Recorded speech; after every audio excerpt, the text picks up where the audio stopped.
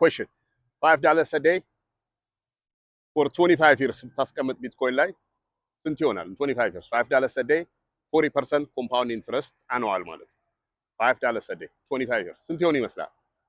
300,000 3 million 9 million ስንት ሚሊዮን ይመስላል?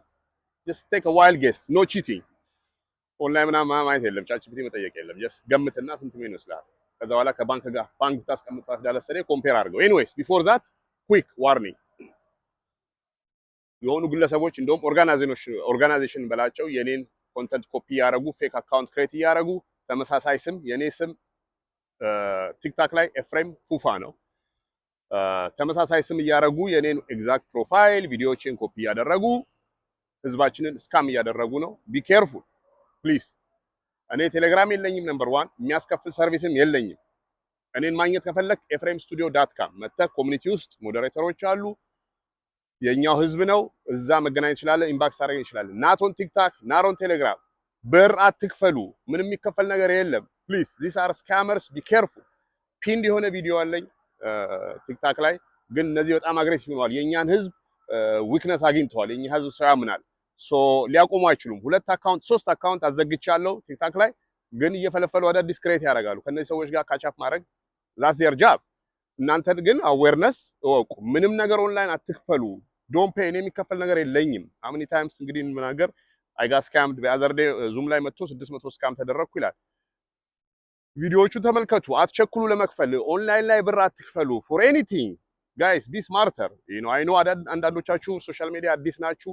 ብር ኦንላይን አትክፈሉ። ዜር ሶ መኒ ስካመርስ። የአበሻ ሁላ ስካመሮች አሉ። ሴቶች አንድ አይደለም 2 ጓደኞቼ በሴቶች በአበሻ ሴቶች ስካም ተደርጓል። ቢግ መኒ we're talking about 6 figures 100,000 ፕላስ አንደኛው 50,000 ፕላስ አንደኛው 100,000 ፕላስ these are very professional scammers so be careful. Anyways going back to the video $5 a day 25 years 40% compound interest $25 million ይሆናል።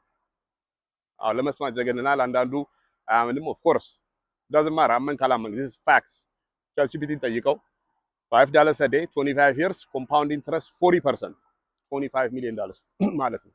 25 ዓመት እየሳክ ያልፋል። I've been here 30 years United States ውስጥ mostly Chicago ሌላም ቦታ is going to pass.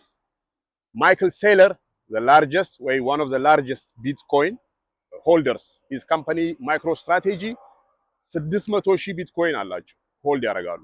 አንድ ቢትኮይን right now ወደ 113 ነው። ወደ 68 ቢሊዮን እንደዛ አካባቢ ሳምንት ላይ ዳር ካምፓኒ ኦን የሚያደርገው የፐብሊክ ፕራይቬት ካምፓኒ MicroStrategy እሱ ማይክል ሴለር ፐርሰናሊ 17,000 ምናምን አካባቢ ቢትኮይን አለ። we're talking about $2 billion. why am I telling you? እሱ ምን አለ ቢትኮይን ዲዘርቭ ስታደርገው ነው የምትገዛው ይላል። ምን ማለት ነው? እኔ ቢትኮይን ማውቀው 2011 ነበር። ያኔ በነፃ ትዊተር አካውንት ክሬት ስታደርግ በነፃ ምናምን ይሰጥ ነበር፣ ፍሪ ነበር ኦልሞስት። ከዛ $10 ሆነ $100 ግን we're talking about 2011 ዛሬ ስንት ነው? 2025 I just last year ነው ማወቅና ኢንቨስት ማድረግ የጀመርኩት። በዲዘርቭ ያደረኩት ይሄ ነው ማለት ነው። ድሮ ስንቅ ሳካ ምን ያው nobody believed it. some people did now they're multi-billionaires ምናምን። እኔ ግን አሁን የገባኝ ሶ አሁን አንተ የምታየው ትቀልድበታለህ፣ ሲገባ ይገባሃል። አንዳንድ ሰው ይመስለው 115,000 ስለሆነ ቢትኮይን 115,000 መግዛት ያለበት ይመስለዋል። ነው I just told you $5 a day ብታስቀምጥ 25 years $25 million ይሆናል። ልጅ ከወለዳችሁ ያንገር ጀነሬሽን ለልጅህ $5 አስቀምጥለት 25 ዓመቱ ሲሆን ባዶ ዝም ብሎ እየሰራ አይፈጋም። you'll be a millionaire። የልጆቹም እንደዛ። ይሄ ጀነሬሽናል ዌልዝ ነው ቢትኮይን። ናት ዛሬ $5 ከትንሽ ከፍ ሲል ቢትኮይን መሸጥ እንደዛ አይደለም። ቢትኮይን is not a trading። ትሬድ ለማድረግ ማን አንችልም፣ አቅም የለንም። ትሬድ ማድረግ requires a large capital liquidate ትሆናለህ ብዙ ነገር። አይሎ ሰላርመን ድሮ ስታክ ትሬድ ሳረግ that's not for us። trading requires capital knowledge ብቻ አይደለም፣ heavy capital ያስፈልጋል። investing in other hide $5 a day ማንም አይከለክልም። $5 a day የትም ቦታ ሄደህ የምታጠፋው ነው። it's nothing even lose ብታረገው።